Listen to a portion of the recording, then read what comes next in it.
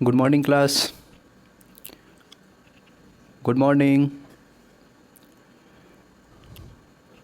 सभी को नमस्कार। एक प्यार भरा ओंकार। फटाफट से जुड़ जाओ सेशन में। सेशन लाइव हो गया। ठीक है। देखो, जैसा कि अपन लोगों को पता है कि जो अपनी UP triple S C PET 2022 की मॉक टेस्ट सीरीज़ को लेकर चल रहे थे, उसी को आज आगे बढ़ाते हुए आज अपन लोग करने वाले हैं। कौन सी सीरीज़ करेंगे? हाँ, जनरल नॉलेज यानी जीके का दिल्ली सल्तनत लेंगे। आज दिल्ली सल्तनत का टेस्ट होगा। ठीक है डियर।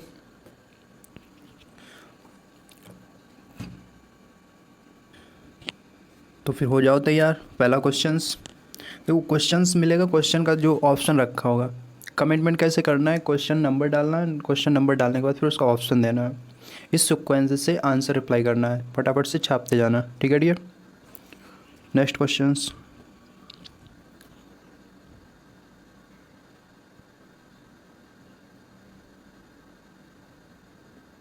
नेक्स्ट।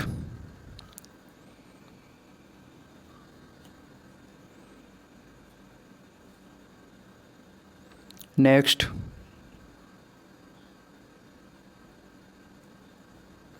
गुलाम वंश के किस शासक ने अपनी राजधानी लाहौर से दिल्ली स्थानांतरित कर दी थी? दिल्ली सल्तनत में कितने राजवंश थे? किस शासक ने आगरा शहर की स्थापना की थी? दिल्ली सल्तनत की पहली महिला शासक रजिया सुल्तान किस वंश की थी?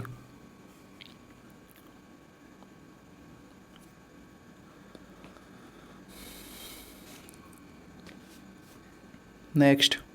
दिल्ली सल्तनत के दौरान शाहिना शब्द किससे संबंधित था? शाहिना शब्द।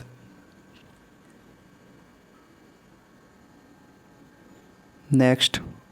भू राजस्व के रूप में नगद निर्धारित करने वाला प्रथम शासक कौन था?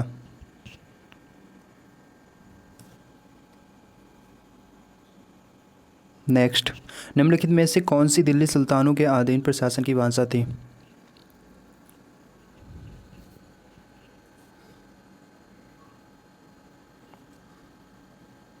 क्लियर हो गया ना? क्लियर हो गया ना डियर? चलो डियर, फटाफट से मिलाते हैं।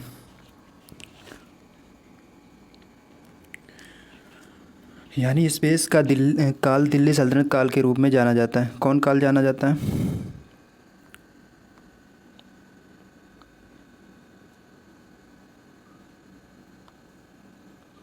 ईस्वी 1206 से 1526 ईस्वी तक। ठीक है, 1206 से 1526 ईस्वी तक का काल दिल्ली सल्तनत काल के रूप में जाना जाता है। ये रही एडिशनल इन्फॉर्मेशन। इसमें देखो डियर, 1206 ईस्वी से 1526 ईस्वी तक की अवधि को दिल्ली सल्तनत काल के रूप में जाना जाता है। की पॉइंट्स देखो, दिल्ली सल्तनत 1206 ईस्वी यानी 1506, 1206 से 1506 ईस्वी पहला मुस्लिम आक्रमण मोहम्मद बिन कासिम यानी 712 ईस्वी में किया गया था। पहला मुस्लिम आक्रमण मोहम्मद बिन कासिम 712 ईस्वी द्वारा किया गया था। पहला तुर्की आक्रमण महमूद गजनबी ने भी आक्रमण किया था। कब किया था? 998 ईस्वी से 1030 ईस्वी द्वारा।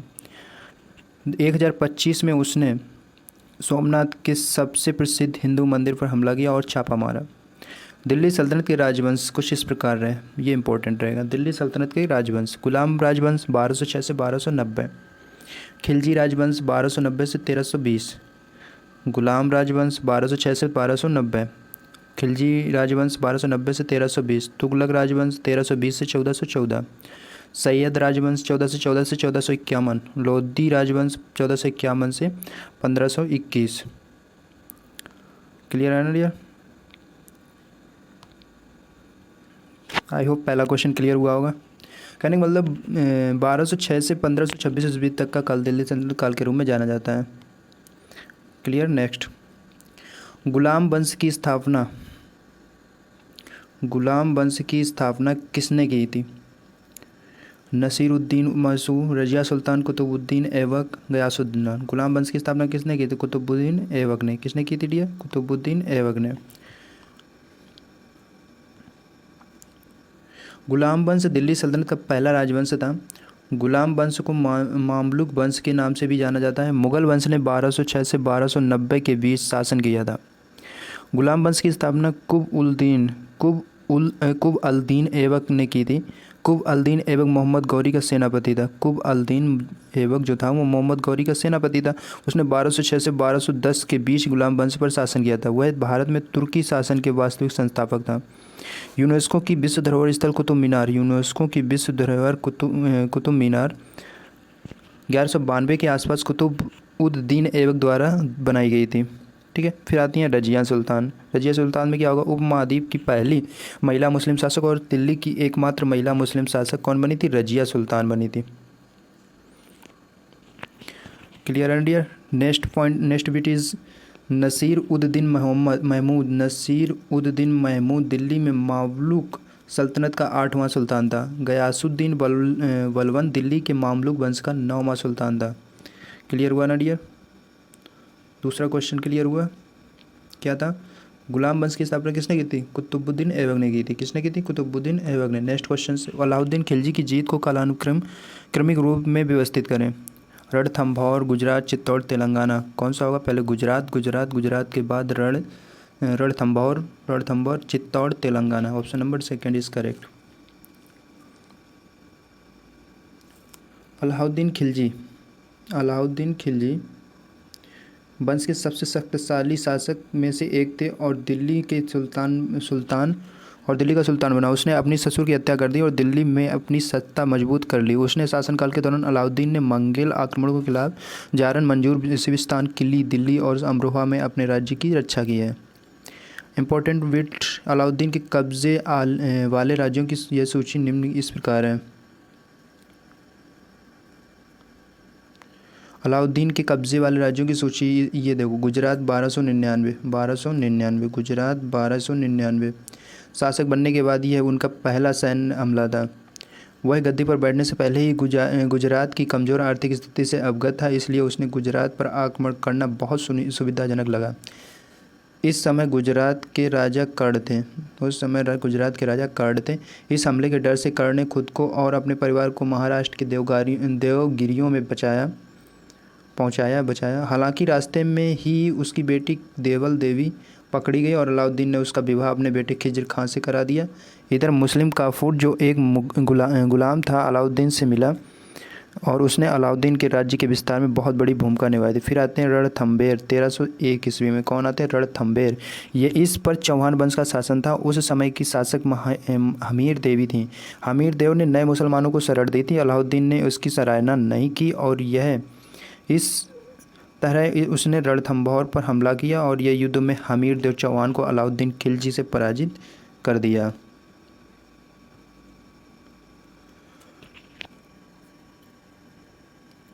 चित्तौड़ यानी 1303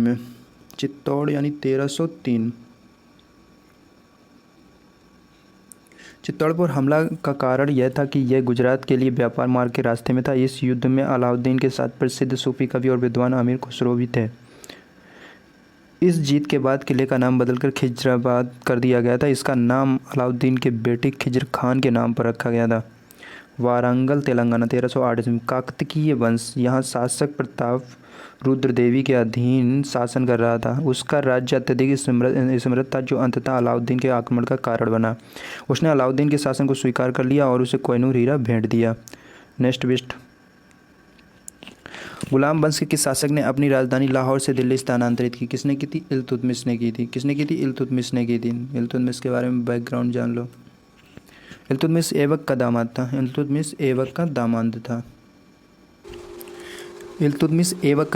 कौन था? ऐबक का दामाद था। उसने उत्तरी भारत के गौरी क्षेत्र पर शासन किया था। इल्तुतमिश दिल्ली के सबसे महान गुलाम शासकों में से एक था जिसने अपनी राजधानी को लाहौर से दिल्ली स्थानांतरित किया था। किसने किया था? इल्तुतमिश ने। दिल्ली के सबसे महान गुलाम शासकों में से एक था जिसने अपनी राजधानी, ये बिट इंपॉर्टेंट रहेगा, जिसने अपनी राजधानी को लाहौर से दिल्ली स्थानांतरित किया था। उसने कुब्बत उल इस्लाम मस्जिद और कुतुब मीनार का निर्माण पूरा किया था। किसने करवाया था? इल्तुतमिश ने करवाया था। किसने जी करवाया था? इल्तुतमिश ने। उसने सल्तनत के 2 सिक्के, चांदी का टांका और तांबे की चीतल को पेश किया था।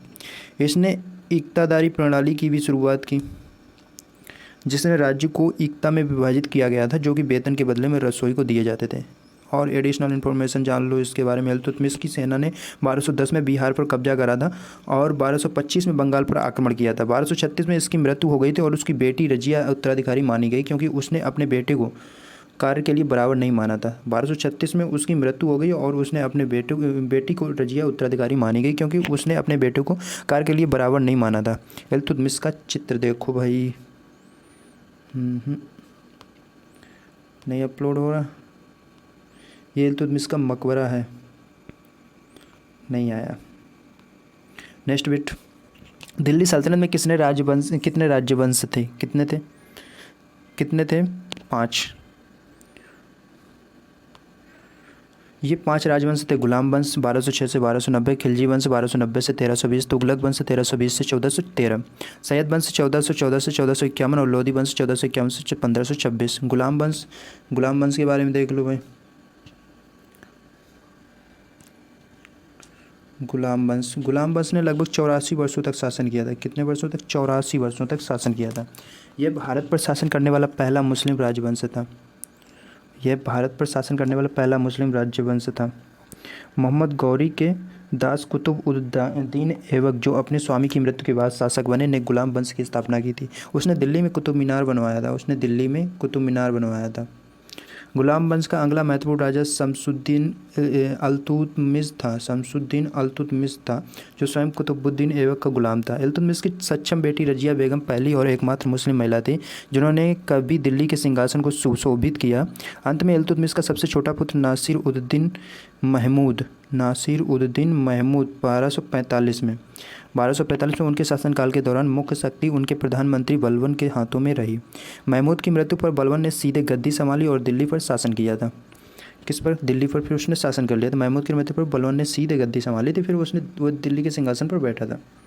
ठीक है ना डियर। नेक्स्ट बिट, खिलजी वंश। बलबन की मृत्यु के बाद सल्तनत कमज़ोर हो गए, कई विद्रोह हुए। रसोइयों ने जलाल उद दीन खिलजी को सिंहासन पर बैठाया। खिलजी वंश का शासन 1290 ईस्वी में जलाल उद दीन खिलजी के भतीजे अलाउद्दीन खिलजी ने एक साजिश रची और सुल्तान जलाल उद दीन को मार डाला और 1296 में खुद को सुल्तान घोषित किया। अलाउद्दीन खिलजी पहला मुस्लिम शासक था जिसके साम्राज्य ने लगभग पूरे भारत को अपने चरम दक्षिण तक कवर किया था। 1316 ईस्वी में अलाउद्दीन की मृत्यु हो गई और उसकी मृत्यु के साथ खिलजी वंश का अंत हो गया। फिर आते हैं तुगलक वंश। कौन आते हैं? तुगलक वंश। गयासुद्दीन तुगलक को अलाउद्दीन खिलजी के शासनकाल के दौरान पंजाब का राज्यपाल था। 1320 ईस्वी में गद्दी पर बैठा था और तुगलक वंश की स्थापना की थी। फिरोज तुगलक मोहम्मद बिन तुगलक का उत्तराधिकारी था। जो फिरोज तुगलक था ना, वो मोहम्मद बिन तुगलक का उत्तराधिकारी था। 1388 में इनकी मृत्यु के बाद तुगलक वंश का लगभग अंत हो गया। यद्यपि तुगलक ने 1412 तक शासन करना जारी रखा, लेकिन 1398 में तैमूर द्वारा दिल्ली पर आक्रमण को तुगलक साम्राज्य के अंत को चिन्हित करने के लिए कहा जा सकता है। फिर आता है सैयद वंश। कौन आता है डियर? सैयद वंश की स्थापना खिजर खान ने की थी। सैयदों ने लगभग 1414 ईस्वी से 1450 ईस्वी तक शासन किया था। लोधी वंश लोधी वंश के पहले राजा और संस्थापक थे। बैलुल ने अपने साम्राज्य की प्रभावी सीमाओं को बंगाल की सीमाओं तक बढ़ा दिया। सिकंदर लोधी यानी 1489 से 1517 के शासनकाल, ये सिकंदर लोधी का ने अपने पिता के विस्तार नीति को जारी रखा। उन्होंने बिहार पर नियंत्रण प्राप्त किया और सिकंदराबाद नामक स्थान पर आधुनिक शहर आगरा की स्थापना की थी। आगरा शहर की स्थापना किसने की थी? सिकंदर लोधी का शासनकाल 1489 से 1517 के शासनकाल में रहा, तो उसने अपने पिता के विस्तार नीति को जारी रखा था। उन्होंने बिहार पर नियंत्रण प्राप्त किया और सिकंदराबाद नामक स्थान पर आधुनिक शहर आगरा की स्थापना की थी। नेक्स्ट बिट, सिकंदर लोधी की मृत्यु के बाद 1517 में इब्राहिम लोधी गद्दी पर बैठा था। 1517 में सिकंदर लोधी की डेथ हो गई। फिर उसके बाद इब्राहिम लोधी ने पदभार संभाला।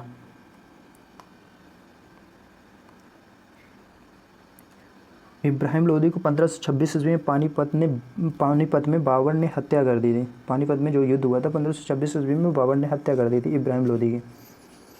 इसने मुगल सल्तनत की शुरुआत को चिन्हित किया था। ठीक है। नेक्स्ट,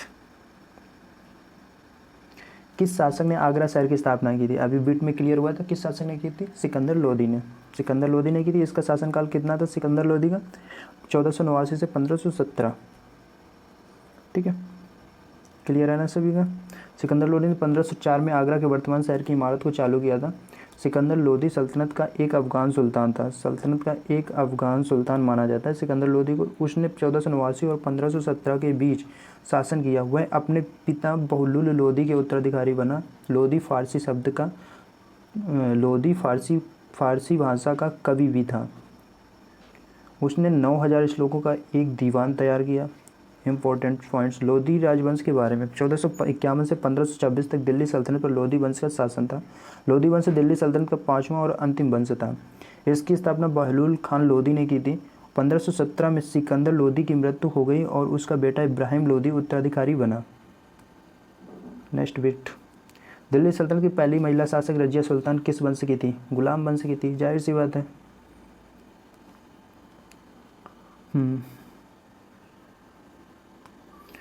रजिया सुल्तान दिल्ली सल्तनत की पहली और एकमात्र महिला शासक थी। वह गुलाम वंश से थी। वह इल्तुतमिश 1210 से 1236 की बेटी थी। यानी इल्तुतमिश का जो शासनकाल था वो 1210 से 1236 में रहा था, तो इल्तुतमिश की ही बेटी थी। और उसने 1236 से 1240 के दौरान शासन किया था। 1236 से 1240 के दौरान शासन किया था। दिल्ली सल्तनत का कालक्रम कुछ इस प्रकार है। पहले गुलाम या मामलुक वंश 1206 से 1290 ईस्वी तक रहा। संस्थापक कौन रहा? कुतुबुद्दीन ऐबक।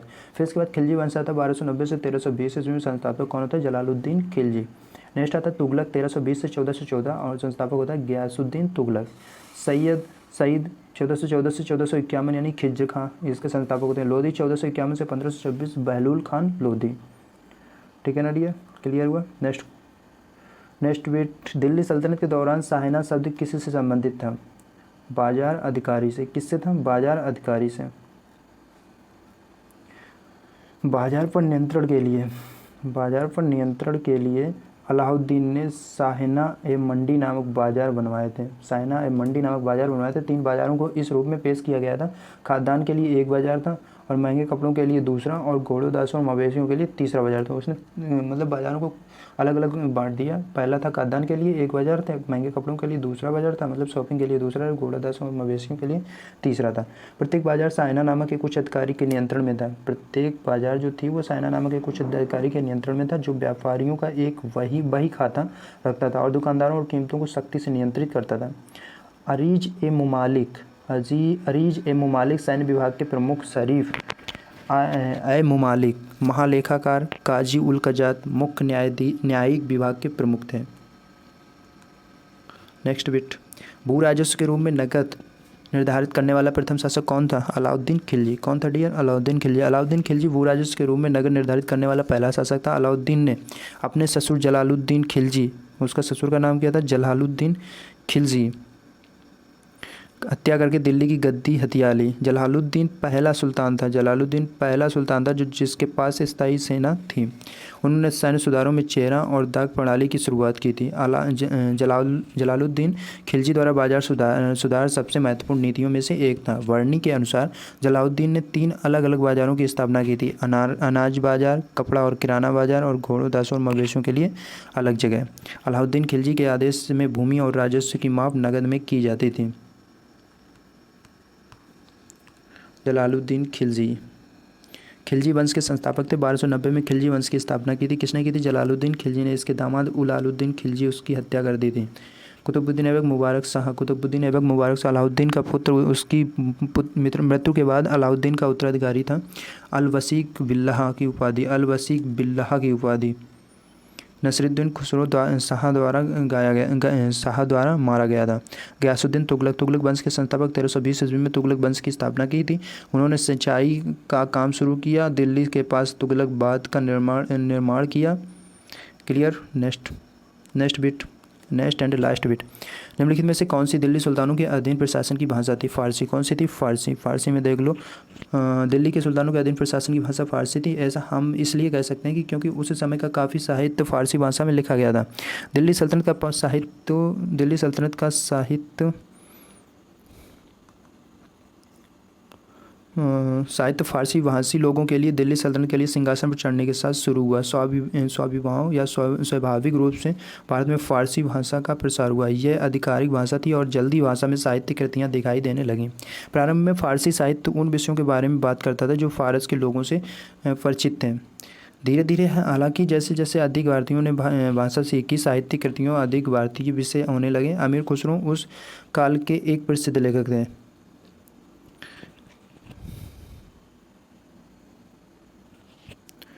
अमीर खुसरो उस काल के एक प्रसिद्ध लेखक थे जो भारत में संबंधित घटनाओं के बारे में फारसी साहित्य लिखने वाले पहले लेखकों में से एक थे। उनकी प्रेरणा उन घटनाओं से आई जिन्हें उन्होंने अपने आसपास देखा, उनके काम की वजह की सराहना की और वो एक दरबारी कवि बन गए। बस मॉक टेस्ट क्लियर हुआ। फटाफट से कमेंट करो, अपना आंसर कमेंट बॉक्स में छाप दो। क्लियर, ठीक है। जो अभी तक नए जुड़े हैं प्लीज़ चैनल को सब्सक्राइब कर दें, लाइक कर दें और शेयर करना ना भूलें, ठीक है। और जो भाई बहन कोई भी हो, अंकल, अगर यूपी SSC यानी UP SSC PET prelim eligibility test की जो तैयारी कर रहे हैं वो कह दें फटाफट से वीडियो को लाइक कर दें, शेयर कर दें और इस चैनल पर जुड़ जाएं, है ना। ठीक है, बाय बाय। आज के लिए इतना ही। Take care, thank you very much.